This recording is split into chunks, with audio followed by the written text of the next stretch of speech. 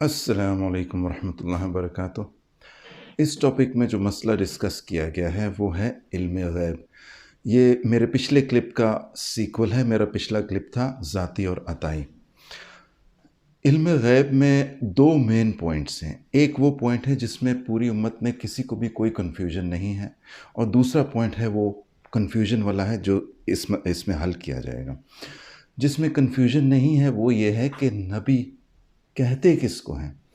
नबी उसे कहते हैं कि जो अल्लाह से गैब की ख़बरें ले, अल्लाह ताला जिस पे गैब की ख़बरें भेजे और वो गैब की ख़बरें उम्मत को बताएं। गैब की ख़बरें बताने वालों को यानी कि अल्लाह का पैगाम उम्मत तक पहुंचाना, पैगंबर नबी।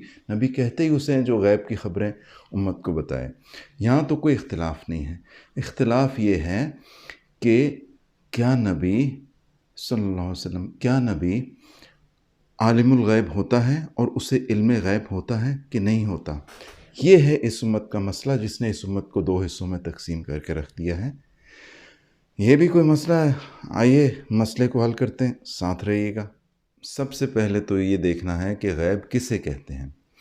गैब उसे कहते हैं कि मा गाब लिन्नास, यानी कि जो चीज़ पूरी की पूरी इंसानियत से छुपी हुई हो और उसे हम हवा से खमसा से या अक़ल के ज़रिए से या साइंसी तजर्बात की वजह से उस तक ना पहुंचा जा सके, उसे गैब कहते हैं। आपको मैं स्क्रीन पे कुछ आयात दिखाने लेके जा रहा हूँ। गैब से मुतल्लिक़ ये सारी की सारी आयात। इसमें आपने एक बात का ख़याल रखना है कि इन आयात को आपने ख़ुद चेक करना है और ये देखना है कि ये जो मैं अभी आपको एक टर्मिनोलॉजी और एक बात बताने जा रहा हूँ, इसको कंफर्म करना है। वो बात ये है कि जब भी कुरान पाक में गैब से मुतल्लिक़ बात आएगी तो अगर गैब के साथ इल्म का लफ्ज़ भी आया उस आयत में, इल्म, आलिमुल गैब, इल्म गैब, अगर ये गैब और इल्म इकट्ठे आ गए एक आयत में तो उसमें आप ख़ुद ये भी चेक कीजिएगा सारी की सारे आयात में कि फिर पूरी की पूरी इंसानियत की अंबिया समेत नफ़ी की गई है कि किसी को इल्म नहीं है और सिर्फ़ अल्लाह के लिए उसको मखसूस किया गया है कि एक अल्लाह ही को है। गैब और इल्म ये दोनों अगर एक साथ आएँ, और जब ये दोनों एक साथ नहीं आएंगे, जब सिर्फ़ इल्म आएगा या फिर उस आयत में सिर्फ़ गैब का लफ्ज़ आएगा तो उसमें फिर उम्मत में अंबिया अलैहिस्सलाम को देने के लिए, गैब की बातें बताने के लिए भी ये इस्तेमाल होता है।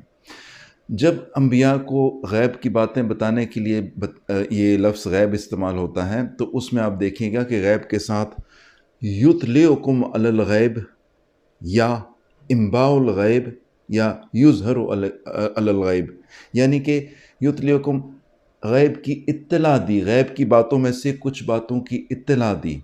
इम्बाउल गैब, गैब की ख़बरों में से कुछ बातों की ख़बर दी। युज़हरु अलल गैब, यानी कि गैब की बातों में से कुछ बातें अंबिया पर ज़ाहिर की गई इनके साथ। तो आइए देखते हैं चंद आयात कुरान पाक की रोशनी में। पहले वो आयात देख लेते हैं कि जिसमें गैब को दिया गया है, अंबिया कराम को गैब की बातें बताई गई हैं, उससे मुतल्लिक़ आयात।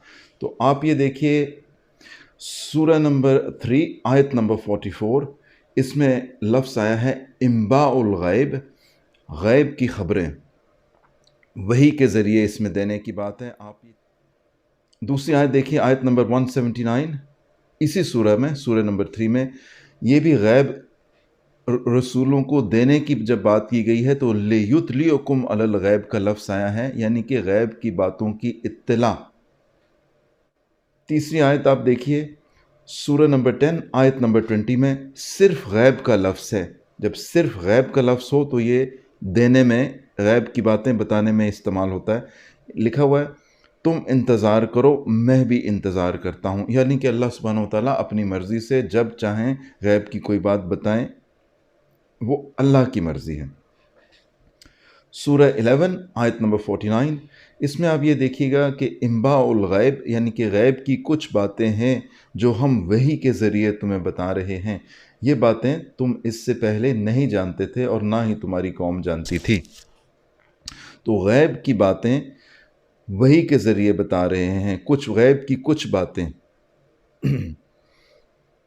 इसमें लफ्ज़ इम्बाउल गैब है। سورہ نمبر 12 آیت نمبر 102، پھر انباء الغیب کا لفظ اس میں دیکھیے آپ کہ یہ واقعہ غیب کی خبروں کا حصہ ہے جو ہم وحی کے ذریعے بتا رہے ہیں۔ تو غیب کی باتیں وحی کے ذریعے بتائی جاتی ہیں۔ سورہ 81 آیت نمبر 24، یہ نبی غیب بتانے میں بخیل نہیں، اس میں صرف اور صرف غیب کا لفظ آیا ہے۔ تو یعنی کہ اللہ سبحانہ وتعالیٰ جب غیب کی باتیں آپ صلی اللہ علیہ وسلم کو بتاتے ہیں تو یہ پھر چھپا کے نہیں رکھتے اپنے پاس، ورنہ پھر تو بخل لازم آ جائے گا، وہ امت کو بتا دیتے ہیں۔ اور اب ہم وہ آیات دیکھیں گے کہ جس میں صرف اور صرف اللہ ہی کے لیے مخصوص کر دیا گیا ہے غیب کو۔ اس میں دیکھتے ہیں کہ آپ دیکھیے گا کہ غیب کا لفظ بھی ہوگا اور علم کا لفظ بھی ہوگا۔ سورہ نمبر 6 آیت نمبر 50، وَلَا أَعْلَمُ الْغَيْبَ، اور نہ ہی میں غیب کا علم رکھتا ہوں۔ یہ دونوں لفظ اکٹھے آئے ہیں۔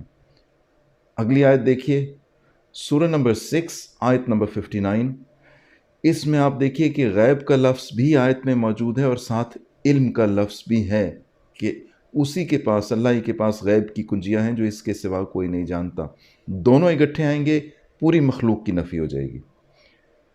سورہ نمبر 7 آیت نمبر 188، اگر مجھے غیب کا علم ہوتا، آپ صلی اللہ علیہ وسلم کہہ رہے ہیں کہ اگر مجھے غیب کا علم ہوتا، یعنی کہ میں غیب کا علم مجھے نہیں۔ دونوں لفظ اکٹھے ہیں، عالم الغیب۔ اگلی آیت سورہ 9 آیت نمبر 78، علام الغیوب، تمام پوشیدہ باتوں کو جاننے والا اللہ ہی ہے، اسی کو ساری باتوں کا علم ہے۔ علم کے ساتھ غیب آیا، پوری کی پوری مخلوق کی نفی ہو جاتی ہے، اللہ ہی کے ساتھ اس کو مخصوص کیا جاتا ہے۔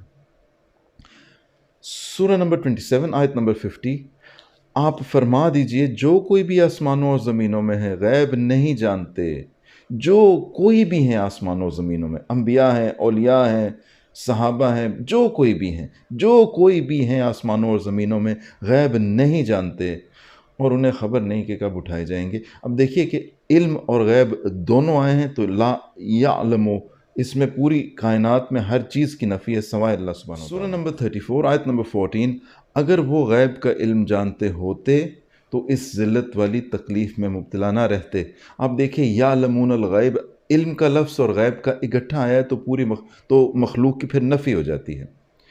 اگلی آیت سورہ نمبر 34 آیت نمبر 48، علام الغیوب کا لفظ آیا ہے غیب کے ساتھ علم کا۔ کہہ دیجئے میرا رب جو نازل فرماتا ہے میرا رب حق نازل فرماتا ہے اور وہ ہر غیب کا جاننے والا ہے۔